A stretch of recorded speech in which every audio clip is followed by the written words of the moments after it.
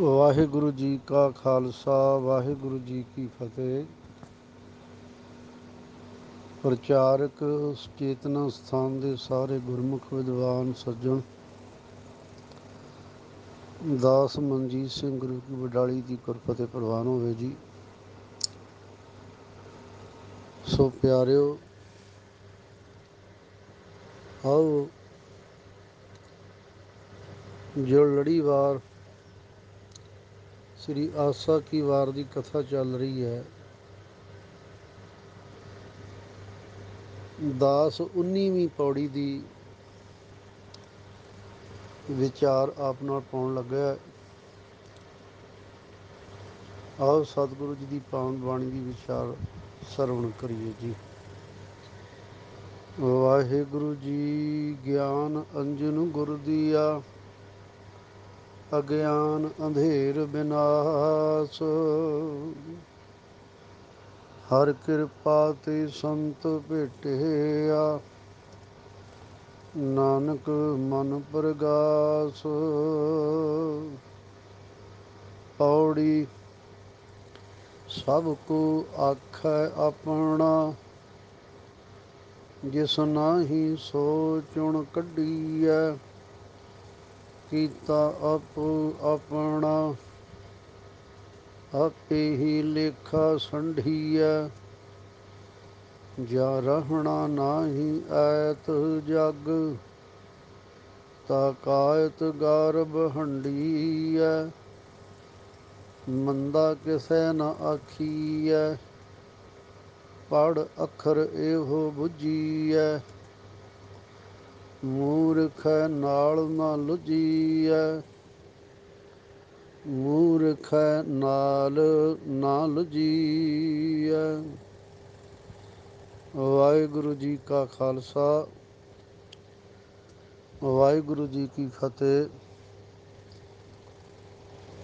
ਇਹ ਪਾਵਨ ਪੌੜੀ ਸ਼੍ਰੀ ਗੁਰੂ ਨਾਨਕ ਦੇਵ ਸੱਚੇ ਪਾਤਸ਼ਾਹ ਮਹਾਰਾਜ ਨੇ ਆਸਾ ਕੀ ਵਾਰ ਅੰਦਰ 19 ਨੰਬਰ ਦੇ ਸਲੋਕਾਂ ਦੇ ਅੱਗੇ ਉਚਾਰਨ ਕੀਤੀ ਹੈ।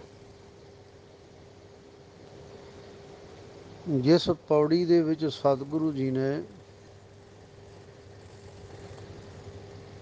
ਅੰਤਲੀ ਪੰਕਤੀ ਵਿੱਚ ਸਿਧਾਂਤ ਰੱਖਿਆ ਕਿ ਮੂਰਖ ਨਾਲ ਨਾ ਲੁਝੀਐ। ਸਤਿਗੁਰੂ ਮਹਾਰਾਜ ਪਾਤਸ਼ਾਹ ਜੀ ਕਹਿੰਦੇ ਨੇ ਕਿ ਕੁਛ ਲੋਕ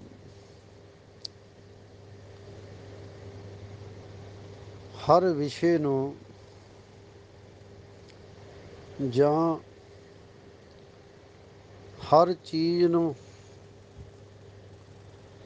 ਆਪਣੀ ਆਪਣੱਤ ਨਾਲ ਜੋੜ ਲੈਂਦੇ ਨੇ। ਹਰ ਚੀਜ਼ ਨੂੰ ਕਹਿੰਦੇ ਨੇ ਕਿ ਜਿਸ ਤਰ੍ਹਾਂ ਇਹ ਮੇਰਾ ਪਤੀ ਹੈ, ਮੇਰੀ ਪਤਨੀ ਹੈ,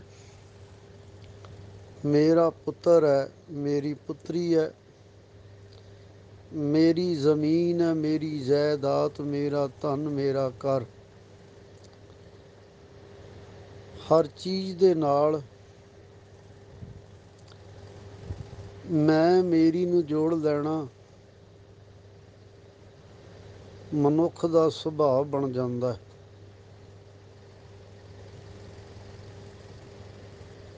ਇਸ ਸੁਭਾਵ ਨੂੰ ਸਤਿਗੁਰੂ ਜੀ ਨੇ ਹੰਗਤਾ, ਆਪਣੱਤ ਤੇ ਮੂਰਖਤਾ ਦਾ ਦਰਜਾ ਦਿੱਤਾ ਹੈ। ਸਾਹਿਬ ਕਹਿੰਦੇ ਨੇ ਕਿ ਇਹ ਤੇ ਮੇਰੀ ਮੂਰਖਤਾ ਹੈ, ਤੇ ਇਸ ਮੂਰਖਤਾ ਦੇ ਅਧੀਨ ਹੀ ਜਿੱਥੇ ਮਨੁੱਖ ਨੂੰ ਹਰ ਵਿਸ਼ੇ ਨਾਲ ਮੈਂ ਮੇਰੀ ਜੋੜਨ ਦੀ ਆਦਤ ਪੈ ਜਾਏ, ਉੱਥੇ ਦੇ ਸੁਭਾਅ ਵਿੱਚ ਇੱਕ ਇਹ ਵੀ ਵਿਸ਼ਾ ਆ ਕੇ ਵਸ ਜਾਂਦਾ ਹੈ ਕਿ ਪਰਮਾਤਮਾ ਰੱਬ ਕੇਵਲ ਮੇਰਾ ਹੀ ਹੈ, ਹੋਰ ਕਿਸੇ ਦਾ ਨਹੀਂ। ਹਰ ਵਿਸ਼ੇ ਦੇ ਨਾਲ ਮੈਂ ਨੂੰ ਜੋੜ ਲੈਣਾ। ਤਾਂ ਸਾਹਿਬ ਮਹਾਰਾਜ ਪਾਤਸ਼ਾਹ ਜੀ ਕਹਿੰਦੇ ਨੇ, ਇਹ ਜਿਹੜਾ ਮੈਂ ਮੇਰੀ ਦਾ ਵਿਸ਼ਾ ਹੈ, ਇਹ ਬੜਾ ਹੀ ਖਤਰਨਾਕ ਹੈ।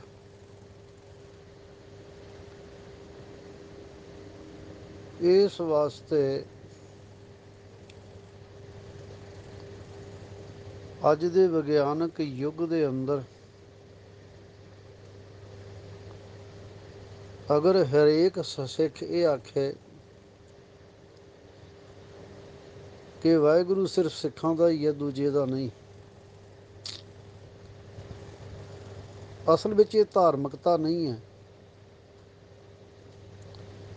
ਇਹਨੂੰ ਮੂਰਖਤਾ ਆਖਿਆ ਜਾਂਦਾ ਹੈ। ਤੇ ਗੁਰੂ ਨਾਨਕ ਪਾਤਸ਼ਾਹ ਮਹਾਰਾਜ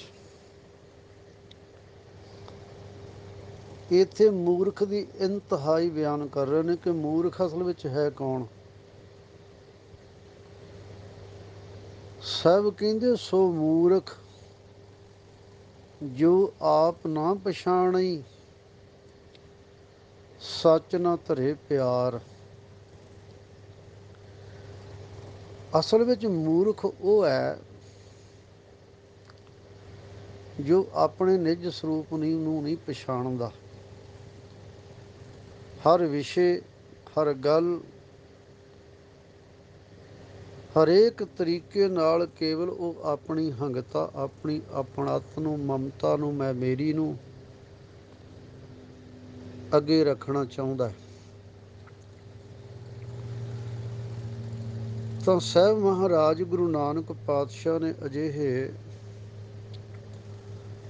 ਮੂਰਖ ਦੇ ਲੱਛਣ ਵੀ ਬਿਆਨ ਕੀਤੇ ਨੇ। ਸਾਹਿਬ ਕਹਿੰਦੇ, ਮੂਰਖ ਹੋਵੇ ਸੋ ਸੁਣੈ, ਮੂਰਖ ਕਾ ਕਹਿਣਾ। मूर्ख के क्या लक्षण है, क्या मूर्ख का करना। मूर्ख ओह जे मुग्ध है अहंकारे मरना। ਮੂਰਖ ਤੇ ਉਹ ਜਿਹੜਾ ਹੰਕਾਰ ਦੇ ਵਿੱਚ ਬਿਲਕੁਲ ਅੰਨਾ ਹੋ ਜਾਂਦਾ ਹੈ, ਸੱਚ ਦੇ ਸਿਧਾਂਤ ਨੂੰ ਆਪਣੇ ਮਤਲਬ ਲਈ ਵਰਤਦਾ ਤੇ ਉਹਨੂੰ ਹੀ ਸੱਚ ਆਖਦਾ, ਉਹਨੂੰ ਹੀ ਪਰਮਾਤਮਾ ਆਖਦਾ। ਅਸਲ ਵਿੱਚ ਮੂਰਖ ਬੰਦੇ ਨੂੰ ਮੂਰਖਾਂ ਦੀ ਆਖੀ ਹੋਈ ਗੱਲ ਬੜੀ ਸੋਹਣੀ ਤੇ ਚੰਗੀ ਲੱਗਦੀ ਹੈ, ਕਿਉਂਕਿ ਉਹ ਉਹਦੀ ਮੂਰਖਤਾ ਨੂੰ ਹੋਰ ਬਲ ਦਿੰਦੇ ਨੇ। ਇਸ ਲਈ ਸਾਹਿਬ ਕਹਿੰਦੇ, ਮੂਰਖ ਬੰਦਾ ਹੰਕਾਰ ਦੇ ਵਿੱਚ ਹੀ ਆਤਮਕ ਮੌਤੇ ਮਰਿਆ ਰਹਿੰਦਾ ਹੈ। ਤੇ ਸਾਹਿਬ ਕਹਿੰਦੇ, ਮੂਰਖਾਂ ਸਿਰ ਮੂਰਖ ਹੈ ਜੋ ਮੰਨੇ ਨਾ ਹੀ ਨਾਮ। ਭਾਈ ਗੁਰਦਾਸ ਜੀ ਕਹਿੰਦੇ, ਨਾਲ ਇਆਣੇ ਭਲੀ ਭਿੱਖ, ਮੂਰਖ ਰਾਜੋਂ ਕਾਜ ਨਾ ਸਰਿਆ। ਭਾਈ ਗੁਰਦਾਸ ਜੀ ਨੇ ਕਹਿੰਦੇ, ਜੇ ਮੂਰਖ ਦੇ ਹੱਥ ਰਾਜ ਵੀ ਆ ਜਾਏ ਤੇ ਉਹ ਕਿਸੇ ਦਾ ਕੋਈ ਸਵਾਰ ਨਹੀਂ ਜੇ ਸਕਦਾ। ਤੇ ਸਾਹਿਬ ਕਹਿੰਦੇ, ਇਹ ਜਿਹੜੀ ਹਰ ਵਿਸ਼ੇ ਤੇ ਵਸਤੂ ਦੀ ਆਪਣੱਤ ਹੈ, ਮੈਂ ਮੇਰੀ ਹੈ, ਇਹਦਾ ਆਧਾਰ ਹੀ ਮੂਰਖਤਾ ਹੈ। ਤੇ ਗੁਰੂ ਨਾਨਕ ਪਾਤਸ਼ਾਹ ਮਹਾਰਾਜ ਨੇ ਇਸ ਪੌੜੀ ਦੀ ਪਹਿਲੀ ਪੰਕਤੀ ਦੇ ਵਿੱਚ ਉਸ ਆਪਣੱਤ ਦਾ ਹੀ ਜ਼ਿਕਰ ਕੀਤਾ ਹੈ। ਸੰਪਰਦਾਇਕ ਵਿਦਵਾਨਾਂ ਨੇ ਇਸ ਦੇ ਅਰਥ ਆਪਣੇ ਢੰਗ ਨਾਲ ਕੀਤੇ ਨੇ। ਸੰਪਰਦਾਇਕ ਕਹਿੰਦੇ ਨੇ, ਪਰਮੇਸ਼ਰ ਨੂੰ ਸਭ ਕੋਈ ਆਪਣਾ ਹੀ ਆਖਦਾ ਹੈ, ਤੇ ਐਸਾ ਕੋਈ ਨਹੀਂ ਜਿਹਦੇ ਵਿੱਚ ਪਰਮੇਸ਼ਰ ਨਹੀਂ। ਇਸ ਵਾਸਤੇ ਉਹਨੂੰ ਸ੍ਰਿਸ਼ਟੀ ਵਿੱਚੋਂ ਅਲੱਗ ਕਰਕੇ ਵੇਖੀਏ ਜਿੱਥੇ ਪਰਮੇਸ਼ਰ ਨਹੀਂ। ਇਹ ਸੰਪਰਦਾਇਕ ਦਾ ਵਿਦਵਾਨਾਂ ਦੇ ਵਿਚਾਰ ਨੇ। ਪਰ ਅਸਲ ਵਿੱਚ ਆਖਰੀ ਜਿਹੜੀ ਪੰਕਤੀ ਹੈ ਪੌੜੀ ਦੀ, ਉਹ ਮੂਰਖ ਦੀ ਗੱਲ ਕਰ ਰਹੀ ਹੈ, ਰੱਬ ਦੀ ਵਿਆਪਕਤਾ ਦੀ ਨਹੀਂ। ਸੋ ਸ਼੍ਰੀ ਗੁਰੂ ਨਾਨਕ ਪਾਤਸ਼ਾਹ ਮਹਾਰਾਜ ਕਹਿੰਦੇ ਨੇ, ਸਭ ਕੋ ਆਖੈ ਆਪਣਾ, ਜਿਸ ਨਾਹੀ ਸੋ ਚੁਣ ਕੱਢੀ ਹੈ। ਜਗਤ ਵਿੱਚ ਹਰੇਕ ਜੀਵ ਨੂੰ ਮੈਂ ਮੇਰੀ ਦੀ ਆਪਣਤ ਚੰਬੜੀ ਹੋਈ ਹੈ, ਮਾਇਆ ਦੀ ਮਮਤਾ ਚੰਬੜੀ ਹੋਈ ਹੈ। ਇਸ ਮਮਤਾ ਦੇ ਕਾਰਨ ਮਨੁੱਖ ਹੰਗਤਾ ਦੇ ਵਿੱਚ ਹਰੇਕ ਵਿਸ਼ੇ ਜਾਂ ਵਸਤੂ ਨੂੰ ਕਹਿੰਦਾ ਹੈ ਕਿ ਇਹ ਮੇਰੀ ਹੀ ਤਾਂ ਹੈ, ਇਹ ਵਿਸ਼ਾ ਜਾਂ ਵਸਤੂ ਇਹ ਮੇਰੀ ਹੀ ਤੇ ਹੈ। ਹਰੇਕ ਮਨੁੱਖ ਇਹ ਗੱਲ ਕਹਿੰਦਾ ਹੈ ਕਿ ਜ਼ਮੀਨ ਮੇਰੀ, ਮਾਇਆ ਮੇਰੀ, ਧਨ ਮੇਰਾ। ਤੇ ਜਿੱਥੇ ਸਭ ਕੁਝ ਮੈਂ ਮੇਰੀ ਦੇ ਵਿੱਚ ਲੁਪਤ ਹੋ ਜਾਂਦਾ, ਉੱਥੇ ਕਹਿੰਦਾ ਪ੍ਰਮਾਤਮਾ ਵੀ ਸਿਰਫ ਮੇਰਾ ਹੀ ਹੈ। ਜਿੰਨਾ ਪ੍ਰਮਾਤਮਾ ਨੂੰ ਮੈਂ ਜਾਣਦਾ ਜਾਂ ਮੇਰਾ ਸੰਬੰਧ ਹੈ, ਸ਼ਾਇਦ ਹੀ ਉਹਨਾਂ ਕਿਸੇ ਹੋਰ ਦਾ ਹੋਵੇ। ਤੇ ਸਾਹਿਬ ਗੁਰੂ ਅਮਰਦਾਸ ਪਾਤਸ਼ਾਹ ਮਹਾਰਾਜ ਨੇ ਇਹਨੂੰ ਆਪਣਾਤਾ ਆਖਿਆ, ਮਮਤਾ ਆਖਿਆ। ਮਾਇਆ ਮਮਤਾ ਮੋਹਣੀ, ਜਿਨ ਵਿਣ ਦੰਤਾਂ ਜਗ ਖਾਇਆ। ਮਨਮੁਖ ਖਾਧੇ ਗੁਰਮੁਖ ਉਭਰੇ, ਜਿਨ ਸੱਚ ਨਾਮ ਚਿਤ ਲਾਇਆ। ਮਹਾਰਾਜ ਪਾਤਸ਼ਾਹ ਕਹਿੰਦੇ, ਇਸ ਆਪਣਤ ਨੇ ਸਾਰੇ ਜਗਤ ਨੂੰ ਗਰਸ ਲੈਣਾ ਕੀਤਾ। ਜਗਤ ਆਤਮਕ ਮੌਤ ਮਰ ਚੁੱਕਿਆ। ਸਤਿਗੁਰੂ ਤਾਂ ਹਉਮੈ ਨੂੰ ਵੀ ਮਮਤਾ ਕਹਿੰਦੇ ਨੇ। ਹਉਮੈ ਮਮਤਾ ਮੋਹਣੀ, ਮਨਮੁਖਾਂ ਨੂੰ ਗਈ ਖਾਏ। ਜੋ ਮੋਹ ਦੂਜੇ ਚਿਤ ਲਾਇਂਦੇ, ਤਿਨਾ ਵਿਆਪ ਰਹੀ ਅਦਕਾਏ। ਸਭ ਕਹਿੰਦੇ ਇਹ ਆਪਣਤ ਕਿੱਥੇ ਨਹੀਂ। ਇਹ ਆਪਣਤ ਹਰੇਕ ਜੀਵ ਦੇ ਅੰਦਰ ਕੰਮ ਕਰ ਰਹੀ ਹੈ, ਕਿਸੇ ਨਾ ਕਿਸੇ ਰੂਪ ਵਿੱਚ। ਤੇ ਗੁਰੂ ਅਰਜਨ ਦੇਵ ਕਹਿੰਦੇ, ਜਿਨ ਲਾਈ ਪ੍ਰੀਤ ਸੋਈ ਫਿਰ ਖਾਇਆ। ਜਿਨ ਸੁਖ ਬਿਠਾਲੀ ਤਿਨ ਭਉ ਬਹੁ ਦਿਖਾਇਆ। ਭਾਈ ਮੀਤ ਕੁਟੁੰਬ ਦੇਖ ਵਿਵਾਦੇ, ਹਮ ਆਈ ਵਸਗਤ ਗੁਰ ਪ੍ਰਸ਼ਾਦੇ। ਤਾਂ ਸਾਹਿਬ ਮਹਾਰਾਜ ਪਾਤਸ਼ਾਹ ਜੀ ਕਹਿੰਦੇ ਨੇ ਕਿ ਅਸਲ ਵਿੱਚ ਇਹ ਮਮਤਾ, ਇਹ ਮਾਇਆ ਦਾ ਮੋਹ, ਇਹ ਆਪਣਤ ਪੈਦਾ ਕਿੱਥੋਂ ਹੁੰਦੀ ਹੈ ਕਿ ਬੰਦਾ ਸਾਰੀ ਜ਼ਿੰਦਗੀ ਮੇਰੀ ਮੇਰੀ, ਮੈਂ ਕਰਦਾ ਹੀ ਮਰ ਜਾਂਦਾ ਹੈ। ਮਹਾਰਾਜ ਗੁਰੂ ਅਮਰਦਾਸ ਨੇ ਬੜਾ ਸੁੰਦਰ ਸੰਕੇਤ ਦਿੱਤਾ ਹੈ। ਕਹਿੰਦੇ, ਮਾਇਆ ਮਮਤਾ ਕਰਤੇ ਲਾਈ, ਇਹ ਹੁਕਮ ਕਰ ਸ੍ਰਿਸ਼ਟ ਉਪਾਈ। ਗੁਰ ਪ੍ਰਸਾਦੀ ਬੁੱਝੋ ਭਾਈ, ਸਦਾ ਰਹੋ ਹਰ ਕੀ ਸ਼ਰਣਾਈ। ਗੁਰੂ ਦੀ ਕਿਰਪਾ ਨਾਲੇ ਸਮਝ ਵਿੱਚ ਆਉਂਦੀ ਹੈ, ਤੇ ਜਿਹਦੀ ਸਮਝ ਵਿੱਚ ਆ ਜਾਏ ਫਿਰ ਉਹ ਆਪਣਤ ਦੇ ਵਿੱਚੋਂ ਕਿਵੇਂ ਨਿਕਲਦਾ ਹੈ। ਇਹ ਕਬੀਰ ਜੀ ਦਾ ਬਚਨ ਹੈ ਕਿ ਜਬ ਲਗ ਮੇਰੀ ਮੇਰੀ ਕਰੇ, ਤਬ ਲਗ ਕਾਜ ਏਕ ਨਹੀਂ ਸਰੇ। ਜਬ ਮੇਰੀ ਮੇਰੀ ਮਿਟ ਜਾਏ, ਤਬ ਪ੍ਰਭ ਕਾਜ ਸਵਾਰੇ ਆਏ। ਤਾਂ ਸਾਹਿਬ ਮਹਾਰਾਜ ਪਾਤਸ਼ਾਹ ਜੀ ਕਹਿੰਦੇ ਨੇ, ਗੁਰ ਪ੍ਰਸਾਦੀ ਬੁੱਝੋ ਭਾਈ, ਸਦਾ ਰਹੋ ਹਰ ਕੀ ਸ਼ਰਣਾਈ। ਇਹ ਗੁਰੂ ਦੀ ਕਿਰਪਾ ਦੇ ਨਾਲ ਸਮਝ ਵਿੱਚ ਆਉਂਦੀ ਹੈ।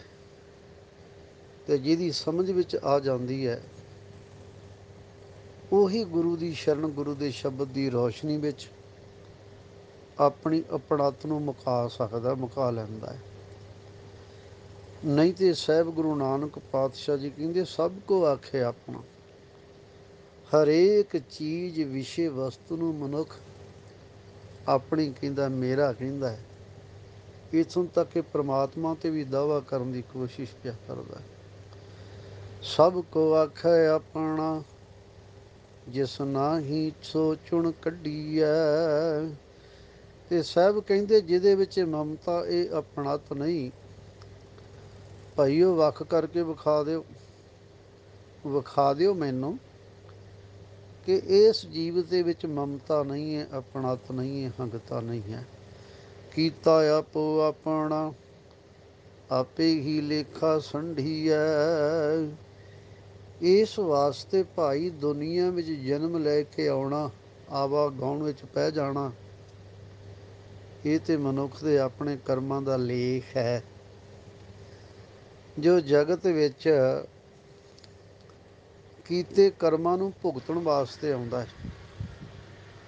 ਇਸ ਵਾਸਤੇ ਆਪਣੇ ਕੀਤੇ ਕਰਮਾਂ ਦਾ ਲੇਖਾ ਮਨੁੱਖ ਨੂੰ ਭਰਨਾ ਪੈਂਦਾ। ਜਿਸ ਨੂੰ ਮੈਂ ਮੇਰੀ ਲੱਗ ਜਾਂਦੀ ਹੈ, ਉਹ ਆਪਣੇ ਕੀਤੇ ਕਰਮਾਂ ਦਾ ਲੇਖਾ ਹਰੇਕ ਨੂੰ ਇੱਥੇ ਭਰਨਾ ਹੀ ਪੈਂਦਾ। ਇਸ ਵਾਸਤੇ ਸਾਹਿਬ ਜੀ ਕਹਿੰਦੇ ਕੀਤਾ ਆਪੋ ਆਪਣਾ ਪਹੀ ਲੇਖਾ ਸੰਢੀ ਹੈ। ਜਾਂ ਰਹਿਣਾ ਨਾਹੀਂ ਐਤ ਜਗ, ਤਾਂ ਕਾਇਤ ਗਰਭ ਹੰਢੀ ਹੈ। ਜਦੋਂ ਭਾਈ ਇਸ ਜੱਗ ਦੇ ਵਿੱਚ ਸਦੀਵ ਮਨੁੱਖ ਨੇ ਬੈਠ ਹੀ ਨਹੀਂ ਰਹਿਣਾ, ਭਾਵ ਕਿ ਇੱਥੋਂ ਚਲੇ ਜਾਣਾ। ਫਰੀਦਾ ਇੰਨੀ ਲੋਇਣੀ ਦੇਖਦਿਆਂ ਕੇਤੀ ਚੱਲ ਗਈ, ਪਰ ਇਹ ਵੇਖਣ ਦੇ ਬਾਵਜੂਦ ਵੀ ਲੋਕਾਂ ਆਪੋ ਆਪਣੀ, ਮੈਂ ਆਪਣੀ ਪਈ, ਇਹ ਆਪਣਤ ਛੱਡਦਾ ਨਹੀਂ। ਤਾਂ ਸਭ ਕਹਿੰਦੇ ਜਦੋਂ ਇਸ ਸੰਸਾਰ ਵਿੱਚ ਰਹਿਣਾ ਹੀ ਨਹੀਂ ਤੇ ਹੰਕਾਰ ਕਿਸ ਵਿਸ਼ੇ ਦੇ ਉੱਤੇ ਕੀਤਾ ਜਾਏ, ਕਿਉਂ ਖਪੀਏ, ਕਿਉਂ ਕਰੀਏ ਹੰਕਾਰ। ਭਾਵ ਕਿ ਫਿਰ ਤੇ ਭਾਈ ਮਨੁੱਖ ਨੂੰ ਹੰਕਾਰ ਨਹੀਂ ਕਰਨਾ ਚਾਹੀਦਾ। ਕਬੀਰ ਗਰਭ ਨਾ ਕੀਜੀਏ, ਰੰਕ ਨਾ ਹਸੀਏ, ਕੋਈ ਅਜਹੂ ਸੋ ਨਾਉ ਸਮੁੰਦਰ ਮੈਂ ਕਿਆ ਜਾਣੂ ਕਿਆ ਹੋਏ। ਹੇ ਕਬੀਰ, ਇਹ ਜੀਵਨ ਰੂਪ ਵਿੱਚ ਜਿਹੜਾ ਬੇੜਾ ਹੈ, ਤੇਰੇ ਜੀਵਨ ਦਾ ਬੇੜਾ ਵੀ ਸੰਸਾਰ ਸਮੁੰਦਰ ਵਿੱਚ ਹੈ। ਅਮੀਰ ਦਾ ਤੇ ਗਰੀਬ ਦਾ ਵੀ ਪਤਾ ਨਹੀਂ, ਸਮੁੰਦਰ ਦੀ ਲਹਿਰ ਉੱਠੇ ਤੇ ਕਿਹਦੇ ਜੀਵਨ ਬੇੜੇ ਨੂੰ ਲਪੇਟ ਕੇ ਸਮੇਟ ਕੇ ਖਤਮ ਕਰ ਦੇਵੇ।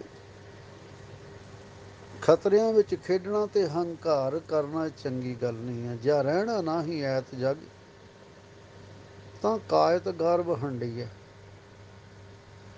ਇਹ ਸਾਹਿਬ ਕਹਿੰਦੇ ਨੇ ਤਾਂ ਫਿਰ ਹੰਕਾਰ ਵਿੱਚ ਕਿਉਂ ਪਈਏ, ਕਿਉਂ ਖਪੀਏ। ਹੰਕਾਰ ਵਿੱਚ ਖਪਣਾ ਨਹੀਂ ਚਾਹੀਦਾ। ਮੰਦਾ ਕਿਸੇ ਨਾ ਆਖੀਐ, ਪਰ ਅੱਖਰ ਇਹੋ ਬੁੱਝੀਐ। ਤਾਂ ਸਾਹਿਬ ਕਹਿੰਦੇ ਨੇ ਕੇਵਲ ਇਹ ਜਿਹੜਾ ਅੱਖਰ ਹੈ, ਸਤ ਧਰਮ ਦਾ ਉਪਦੇਸ਼ ਹੈ, ਪੜ੍ਹ ਕੇ ਸਮਝ ਲੈਣਾ ਚਾਹੀਦਾ ਕਿ ਕਿਸੇ ਨੂੰ ਮੰਦਾ ਬੋਲ ਨਹੀਂ ਆਖਣਾ ਚਾਹੀਦਾ। ਮੰਦਾ ਕਿਸੇ ਨੇ ਆਖੀਏ, ਪਰ ਅੱਖਰ ਅੱਖਰ ਇਹੋ ਬੁੱਝੀਏ, ਪੜ੍ਹ ਅੱਖਰ ਇਹੋ ਬੁੱਝੀਏ। ਭਾਵ ਕਿ ਵਿਦਿਆ ਪੜ੍ਹ ਕੇ ਸਾਨੂੰ ਇਹ ਕੁਝ ਸਮਝਣਾ ਚਾਹੀਦਾ ਜਾਂ ਸਮਝ ਆਉਣੀ ਚਾਹੀਦੀ ਹੈ ਕਿ ਕਿਸੇ ਨੂੰ ਨੀਚ ਨਹੀਂ ਕਹਿਣਾ ਚਾਹੀਦਾ, ਮੰਦਾ ਬੋਲ ਨਹੀਂ ਕਹਿਣਾ ਚਾਹੀਦਾ। ਇਸ ਵਾਸਤੇ ਮੂਰਖ ਨਾਲ ਨਾ ਲੁੱਝੀਏ। ਜਿਹੜਾ ਬੰਦਾ ਮੂਰਖ ਹੋ ਜਾਏ, ਮੂਰਖ ਦਾ ਅਰਥ ਹੈ ਜਿਸਨੇ ਮੂੰਹ ਰੱਖ ਕੇਵਲ ਦਿਮਾਗ ਤੋਂ ਨਹੀਂ, ਜ਼ਬਾਨ ਤੋਂ ਹੀ ਕੰਮ ਲੈਣਾ ਕੀਤਾ, ਜੋ ਮੂੰਹ 'ਚ ਆਇਆ ਬੋਲ ਦਿੱਤਾ। ਮੂਰਖ ਮਨੁੱਖ ਨਾਲ ਕਦੇ ਵੀ ਝਗੜਨਾ ਨਹੀਂ ਚਾਹੀਦਾ ਹੈ। ਇਸ ਲਈ ਸਾਹਿਬ ਮਹਾਰਾਜ ਪਾਤਸ਼ਾਹ ਜੀ ਨੇ ਮੂਰਖ ਦੀ ਪਰਿਭਾਸ਼ਾ ਬਿਆਨ ਕੀਤੀ ਹੈ। ਸਾਹਿਬ ਮਹਾਰਾਜ ਪਾਤਸ਼ਾਹ ਜੀ ਕਹਿੰਦੇ ਨੇ, ਜੋ ਜੀਆਂ ਕੀ ਸਾਰ ਨਾ ਜਾਣੈ, ਤਿਸ ਸਿਉ ਕਿਛੁ ਨਾ ਕਹੀਏ ਅਜਾਣੈ। ਮੂਰਖ ਸਿਉ ਨਹਿ ਲੂਝ ਪ੍ਰਾਣੀ, ਹਰ ਜਪੀਏ ਪਦ ਨਿਰਵਾਣੀ ਹੈ।